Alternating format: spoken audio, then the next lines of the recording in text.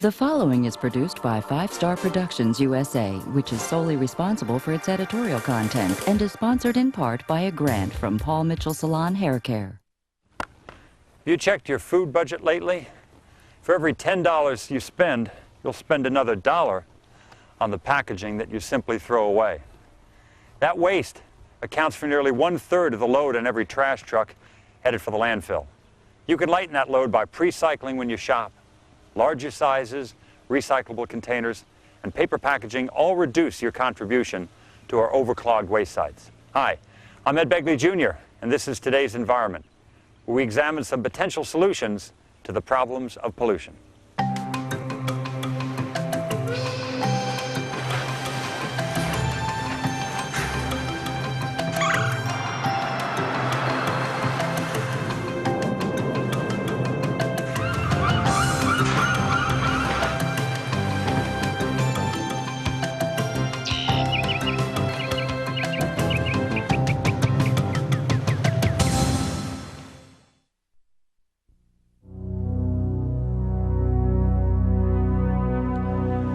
When there's an emergency, most people know to call 911 and help will soon be on its way. What about an environmental emergency? Seconds count there too. Response time can mean the difference between a dilemma and a disaster. So who are you going to call? Watch this next segment. It's hard to imagine any environmental good at all coming out of the Exxon Valdez disaster in Alaska. But the passage of the Oil Pollution Act of 1990 by Congress is certainly a step in the right direction. Now, it requires anyone who handles or transports petroleum products in American waters to file an oil spill response plan with the U.S. Coast Guard. A key element of the new law is that the plans must designate the contractor who will be responsible for cleanup operations in the event of a spill. The National Response Corporation was formed in 1992 to help other companies become compliant with the new regulations. It operates through a network of independent local contractors who are trained and equipped to deal with spills both domestically and internationally. When a spill occurs, a single phone call by the client activates the team. Hundreds of vessels ranging from less than 25 feet to 260 feet have become a part of the network during the last 2 years. A wide range of heavy equipment and more than 2,800 trained people are also part of the NRC network. By using dual-purpose vessels, the company is able to provide fast response because its equipment is never far from the places where a spill is likely to occur. The preparation of a supply ship for spill cleanup operations can be accomplished in a short time while the vessel is en route to the spill site. Containment booms to stop the spread of floating oil and high-efficiency skimmers to remove oil from the sea are among the specialized equipment aboard the vessels. Ongoing classes and realistic drills like this one in New York Harbor keep the crews in top form.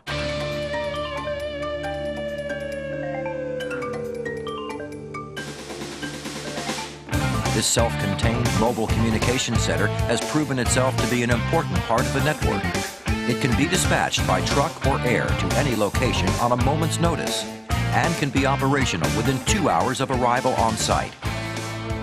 It provides telephone, cellular, HF and VHF radio, and satellite communications facilities for on-site personnel. Ideally, it would be nice if spills could be prevented, but when they do happen, it's good to know there are trained people and the right equipment ready to respond on a moment's notice. Here's a good reason for dancing in the moonlight.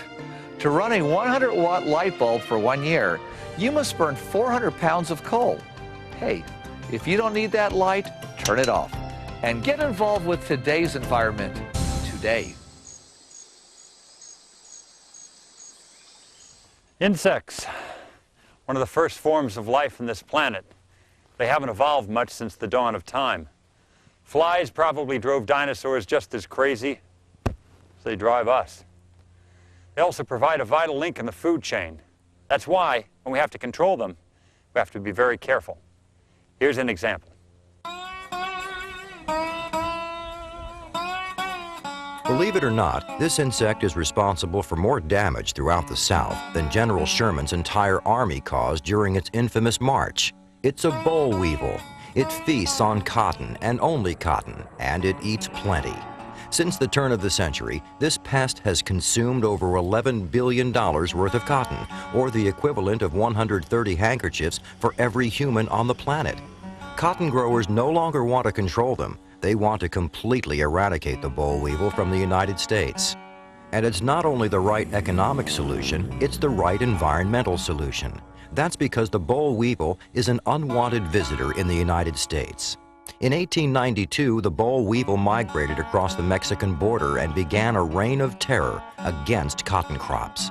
Today, the boll weevil continues to feast on cotton at the cost of over $300 million a year. Early efforts to control this pest used various mixtures of pesticides and multiple applications.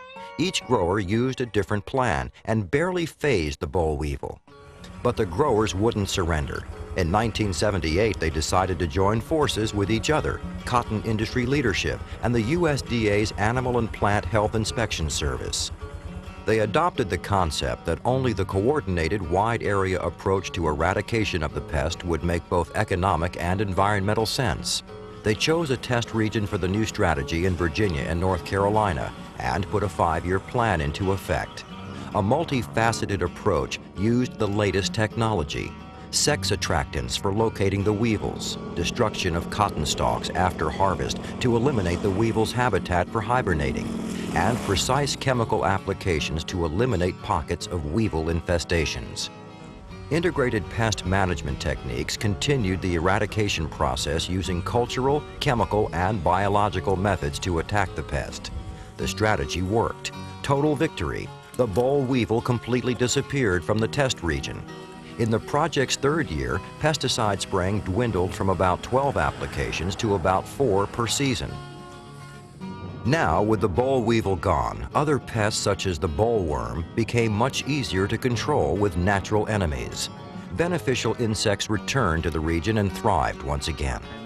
Cotton yield soared, profits jumped, and the local environment began to benefit from an 85% reduction in insecticide use. But the war isn't over. The boll weevil still terrorizes many regions, and growers, led by the National Cotton Council, are seeking to step up the cooperative efforts between growers and government. Complete eradication followed by intense integrated pest management programs offer the only environmentally sound solution to turn the boll weevil menace into a distant page in the history books. Destroying pests without harming the environment. It's a lesson learned from this program to be applied to others. When united, growers can defend their crops, secure their livelihood, and still preserve the environmental splendor of the land.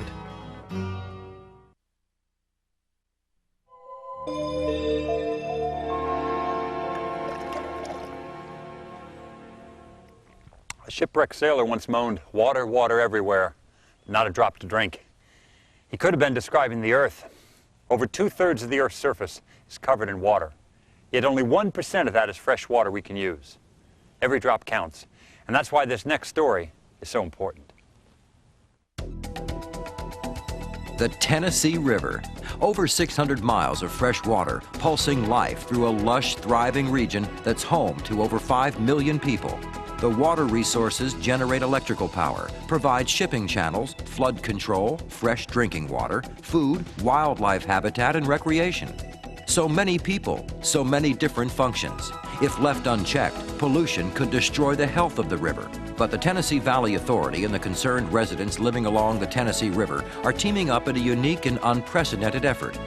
The program, called the Clean Water Initiative, sets the goal of making the Tennessee River the cleanest and most productive river system in the United States. But the river flows through 7 states and 125 different counties. Although 12 separate watersheds continue to form the system, each one is unique and different, as are the people and the pollution they create. Environmental leadership begins at home, addressing low dissolved oxygen levels below TVA's dams. But cleaning up the river is another matter. Getting everyone to cooperate with cleanup efforts could be a jurisdictional nightmare, especially since the Tennessee Valley Authority holds no regulatory power. But through an innovative system of coalition building, residents, businesses, and government agencies throughout the region team up to create solutions to problems facing their river. Using the most comprehensive river monitoring program anywhere, water specialists track 6 different factors in each watershed, such as dissolved oxygen, aquatic life, and fish. This allows them to pinpoint hotspots of pollution and take direct action. Every year, an annual report on the river's health goes out to the region. River Pulse shows where it's safe to swim, where the fish are safe to eat, and where water quality conditions are affecting aquatic life. This keeps citizens aware of trouble spots and helps motivate them to cooperate with corrective measures. Specific solutions to local pollution problems start with the TVA River Action Team, a multidisciplinary group formed to attack and correct problems by bringing together the proper people and resources. On these teams, the experts on coalition building and community relations serve just as vital a role as the environmental engineers or water treatment specialists. Getting people with different needs and goals to cooperate is never simple. However, it can be done, as it was in the program that inspired this coalition building technique. The hotspot was Bear Creek. Runoff from nearby farms polluted the water and forced its closing. But the local farmers cooperated so completely, some operations even changed their principal methods of farming for the sake of the waterway. Successes at Bear Creek and Copper Basin inspired today's river action teams to continue to attack pollution using community cooperation, coalitions, and consensus in each different watershed. Their success throughout the Tennessee Valley proves that in the war against pollution, science and technology are merely the weapons. The real heroes are the people. Did you know that by recycling 1 aluminum can, you're saving about enough energy to run your television set for about 3 hours? 1 empty can could be your ticket to watch the Super Bowl. Get involved with today's environment today.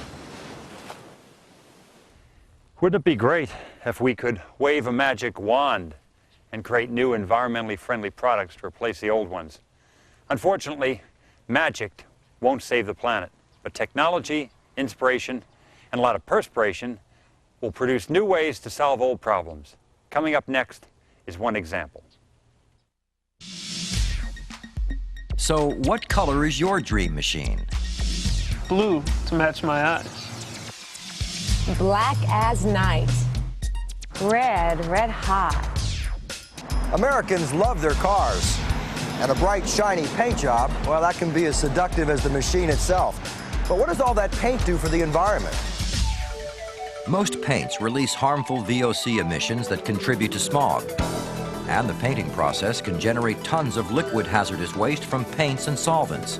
The paint station in an automotive assembly plant must be able to change colors within 7 to 9 seconds. Purging, flushing, and cleaning the system requires solvents and wastes residual paint remaining in the line and nozzle. Normally, this process generates many tons of liquid hazardous waste, but recent innovations in waste recapture and recovery may help reduce the annual tonnage. This plant, operated by the Gage Products Company, specializes in manufacturing solvents used in the automotive painting process. In order to reduce the hazardous waste generated from the assembly line, they designed a closed-loop system that supplies the automotive manufacturers with the necessary solvents and collects the liquid hazardous waste they generate at the paint stations. But none of that waste goes to waste. It returns to the solvent manufacturing plant for recycling and remanufacturing. The process first separates the liquid solvents from the paint solids. The liquids are then separated and purified through distillation, and finally remanufactured into a solvent blend with the same specification as the virgin product. The byproducts of this process are also used as fuel in the production of cement. By applying this closed-loop technology to the problem of hazardous waste, this solvent manufacturer can eliminate thousands of tons from the waste stream. It also allows samples of all the spent solvent received to be analyzed. When technicians see a problem, such as a high volume of paint or solids in the solvent, the plant's paint guns are audited, and the painting process is fine-tuned to eliminate waste. Recently, Gage was honored by the Automotive News and Ernst & Young as this year's PACE Award winner for Outstanding Automotive Service Provider. Automotive producers typically save over $1 million per plant through this hazardous waste reduction program. And our bonus from this program is a cleaner environment. Innovative technology can help us reduce our impact on the earth. And if it can help eliminate the waste generated from the automotive painting process, well, no matter what color your car, the planet will be a little greener.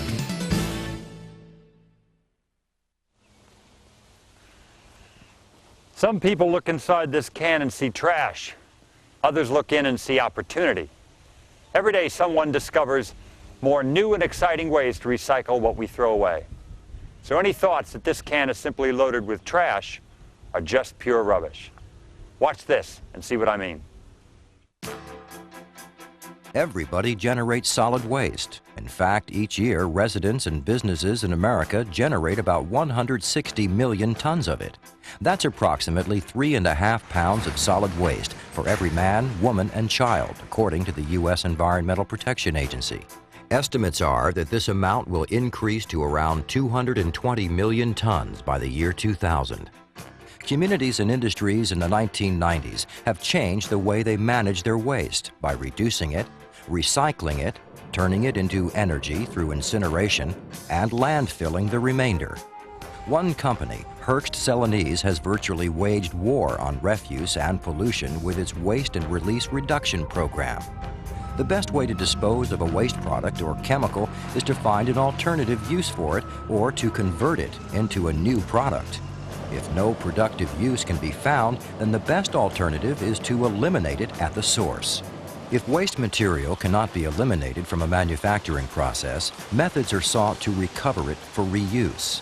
An example of this is the new Hearst Celanese Encore family of recycled PET resin products that offers materials for use in high-performance thermoplastics. Within a closed-loop system, the company accepts scrap and surplus plastic, known as regrind, processes it into pellet form, and returns it to customers, who are often able to recombine it with virgin resin, eliminating the costs and potential liability associated with disposal. So things like used plastic salad dressing containers and soft drink bottles are being recycled to help make new containers or other products. This addresses key environmental concerns by helping to keep these materials out of solid waste landfills. The automotive industry is seriously evaluating new recycling technologies. The number of cars and trucks that go to the disassembler and shredder is expected to grow to 13 million units per year by the end of the century. This could generate 2.5 billion pounds of plastic materials, although those being produced today don't usually make it economically practical for recycling. Designs for the future must include only one plastic material, like a simple blend of polyester, plastic, and fabric, to allow the complete interior of an automobile to be recycled when it is scrapped. Another environmentally friendly, 100% recyclable product that has been developed by the company is a polyester carpet system called Trevira One. This closed-loop recyclable carpet is made entirely from polyester fiber. The new process allows the recycled product to be kept out of landfills forever, thereby making environmental protection an easy option. Companies are realizing that in the future, to recycle is to be competitive, and waste reduction is everyone's responsibility.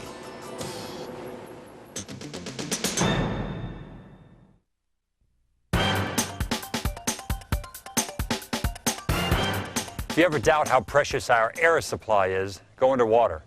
In less than 60 seconds, you'll realize air is our most vital resource. We can't live without it. So we better keep it clean. And here's an idea that just might help.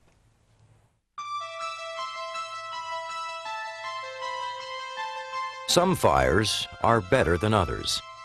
The fuel that feeds the flames determines just how serious an impact a fire inflicts on our atmosphere. Every day, billions of fires constantly burn on our roadways in combustion engines. Most petroleum-based fuels give off harmful emissions that choke our supply of clean air. Many states refuse to tolerate this oil-based inferno any longer and demand engines that run on ultra-low or zero emissions. One of the cleaner burning fuels that may feed our combustion fires in the future could be methanol. Made from natural gas, methanol consists of renewable and non-renewable fossil fuels containing carbon and hydrogen. Once used primarily as a feedstock for other chemical processes, methanol now stands proven as a major component of the high-performance additive MTBE, which lowers fuel emissions in today's gasoline. And as a fuel by itself, methanol can burn cleaner than other petroleum-based products. One supplier of methanol, Methanex, works to expand its global pipeline to fill the huge anticipated demand for this product. California's stringent air regulations mandate the use of oxygenated fuels using MTBE and alternative fuels like methanol. In other states, the pressure to follow California's example grows stronger every day. Sources at Methanex predict a significant growth in alternative fuel vehicles over the next decade.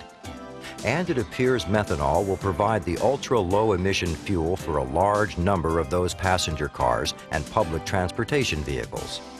Methanol producers now work overtime trying to form the distribution network necessary to produce, market, and deliver this alternative fuel. They understand that consumer acceptance and conversion to methanol depends on an accessibility equal to that of the petroleum-based fuels. Currently, only about 60 service stations offer methanol, a number that is expected to increase rapidly in coming years. Major auto manufacturers also continue to work on design modifications so that they can offer consumers a reasonably priced car that runs on methanol or other alternatives. Methanol cars do not require special fuel tanks and are serviced in the same manner as other vehicles. The revolution demanding alternative fuels and products that use them builds every day all over the globe. Combustion gives us the power and freedom to travel from here to there. And methanol may be the fuel that keeps our fires of combustion from driving us down the road to extinction.